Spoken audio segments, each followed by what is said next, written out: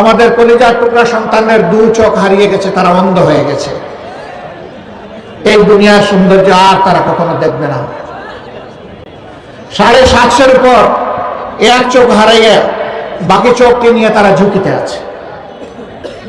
34,000 মানুষ তারা জীবনের তরে পঙ্গু হয়ে গেছে।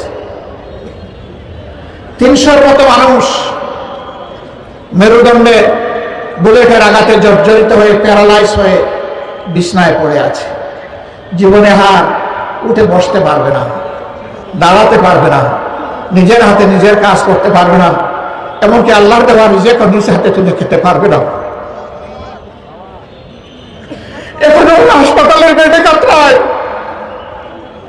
এরা এত নিষ্ঠুর ছিলেন, এত নির্মম, নিজের দেশের জনগণের টাকায় কিনা অস্ত্র জনগণের বুকে এরা ফেলেছে। আমাদের প্রিয় সন্তান আমসাই